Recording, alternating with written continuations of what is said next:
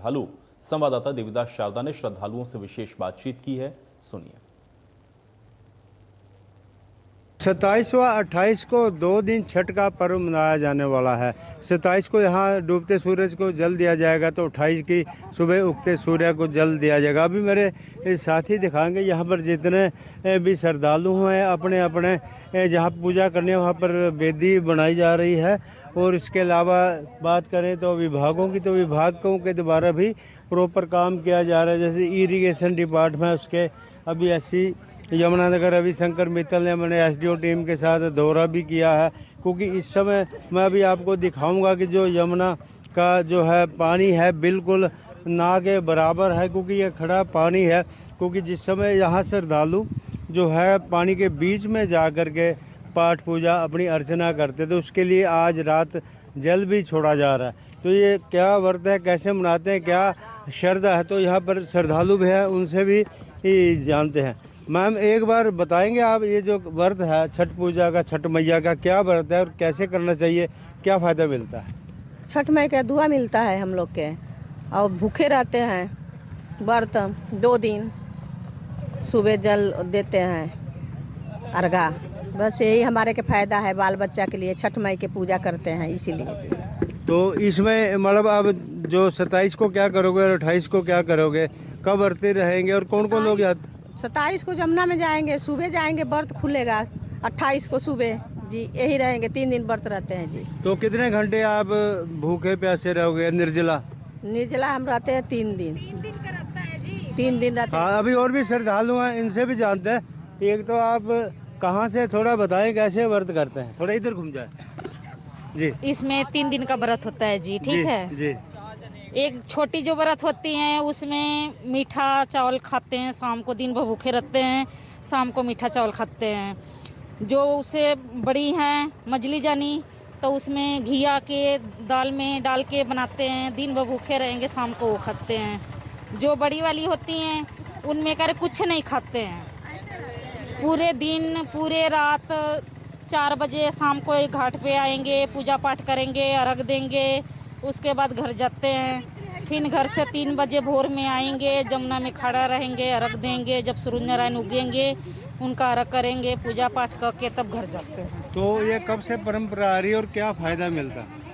ये बच्चों के लिए है, सुख शांति के लिए, अपने घर के लिए करते हैं। धन्यवाद। बिल्कुल इनका यही कहना है कि बच्चों और सुख शांति के लिए करते हैं। और भी श्रद्धालु हैं ये जो वेदी बना रहे हैं, इनसे भी जानने की कोशिश करते हैं ये छठ का पर्व क्या है। एक अपना नाम बताएं और कौन से जिले से हैं और ये क्या बना रहे हैं आप? ये छठ माता की वेदी है जी। ये छठ पूजा करते हैं हम लोग। ये बच्चों के लिए भी होता है, सबके लिए मनोकामना अच्छे हो, सबको समाज में अच्छा चले, उसके लिए पर्व है। तो इसमें मतलब क्या क्या दुआएं मिलती हैं और कब से परंपरा आ रही है?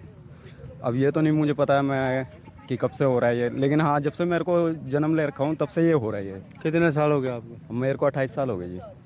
तो मनाते हो, तो घर में किस तरह की खुशियाँ आती है और कैसे रखती हैं महिलाएं, कितने घंटे निर्जला रहती हैं? ये जी 2 दिन का होता है त्यौहार, सुबह और शाम का। इसमें मतलब कि खाना पानी नहीं होता है, अर्घा देने के बाद ही होता है जो होता है।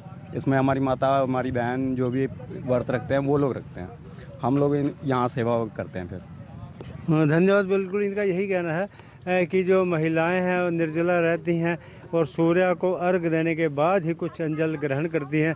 ये जो व्रत है खास करके कहा जाए तो बच्चों के लिए है, बच्चों की सुख शांति और दुआओं के लिए व्रत रखा जाता है। यमुनानगर से देविदास शारदा, इंडियन न्यूज़, हरियाणा।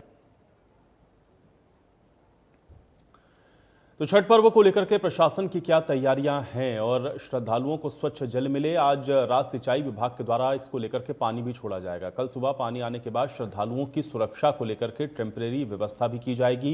घाट कच्चे हैं, उसको लेकर के भी व्यवस्था की जाएगी।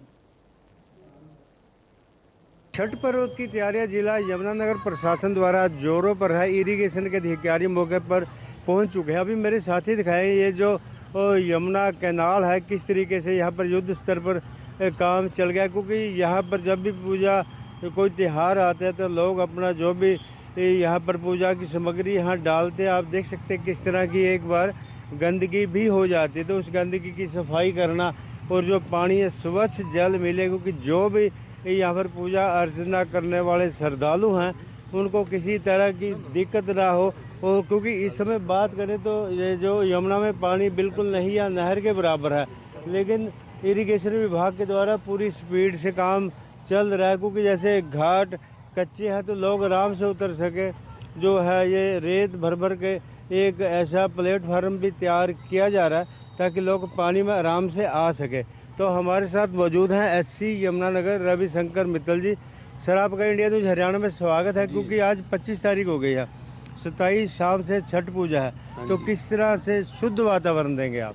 देखिए, ये जितना भी अभी आपने देखा जी, आपने यहाँ विजिट किया होगा 3-4 दिन पहले तक यहाँ पे बहुत बड़ा घास झाड़ फूल और अंदर का सारा उसको सब पेंट वेंट करा के सफाई करा के वो सारा करवा दिया गया है। अब जो अंदर का एरिया है जिसमें जो ये पिछले साल के ये कोई पूजा किया उसका जो मटेरियल पड़ा है वो सारे का सारा हमने पोकलेन हमारी खड़ी हैं उसको निकाल देंगे अभी यहाँ से, और आज रात तक हम इसको प्रॉपर कर देंगे।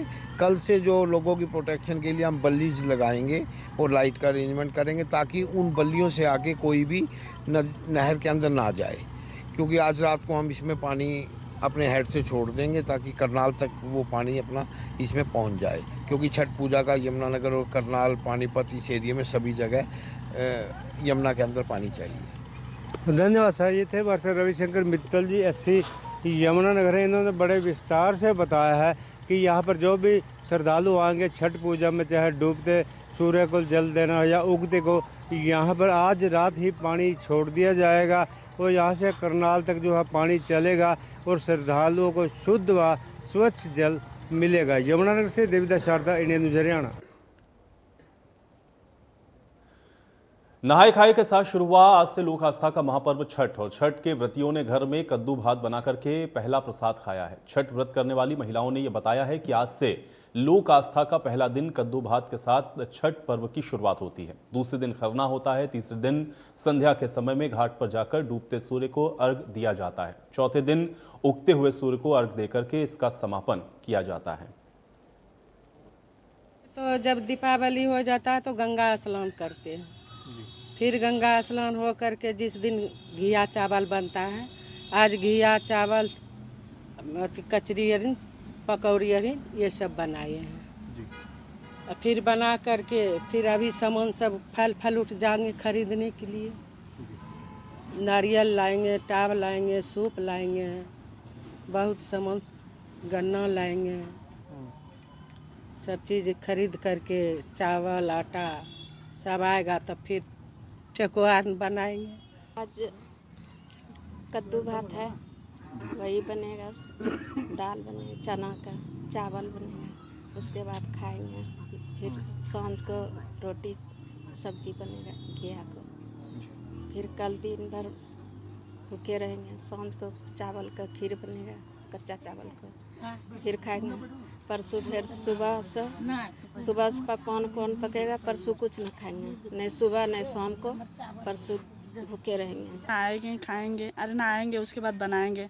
चना का दाल बनेगा, घिया का सब्जी बनेगा, चावल बनेगा, यही खा के कल सहेंगे। शाम को फिर रसिया बनेगा, और रसिया खाएंगे, फिर परसों सहेंगे। फिर परसों सह के उसके बाद घाट पे जाएंगे हम लोग 4 बजे 5 बजे शाम को। फिर वहाँ से आएंगे, रात को अपना पूजा पाठ करेंगे। फिर भोर में जाएंगे, पूजा पाठ करेंगे, उसके बाद आएंगे चाय पानी करेंगे। और क्या क्या फल लगाए जाते हैं? वही फल में केरा है, सेब है, नारियल है, अनरस है, ठेकुआ है, गुजिया है, पूड़ी है, यही सब।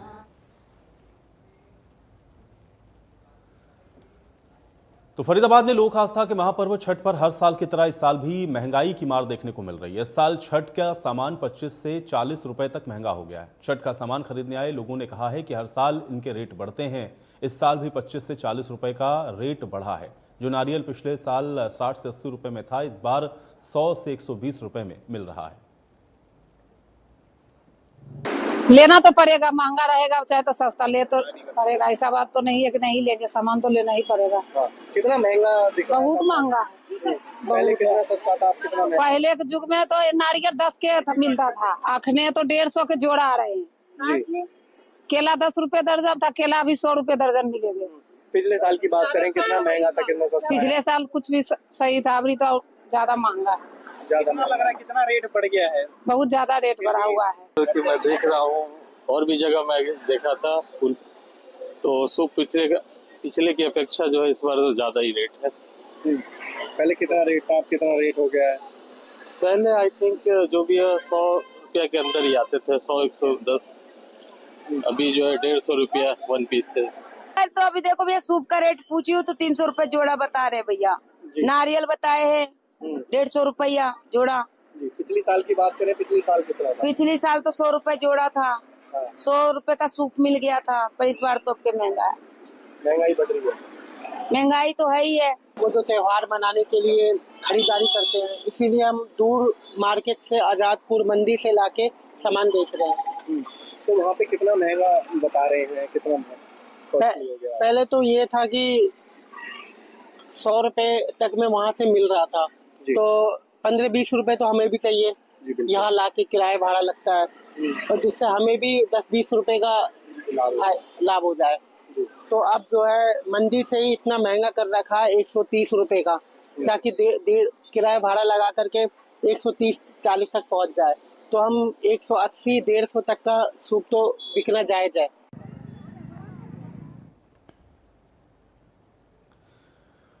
अगली खबर का रुख करेंगे। पानीपत से खबर है, जहां पर अलग अलग सड़क हादसे हुए हैं और इलाके में इन सड़क हादसों की वजह से सनसनी फैल गई है। पहला इसराना हाईवे पर हुआ है, जहां पर 2 गाड़ियां आमने सामने टकरा गईं। इसराना के एसएचओ महिपाल समेत इसमें 2 लोग घायल हो गए। देर रात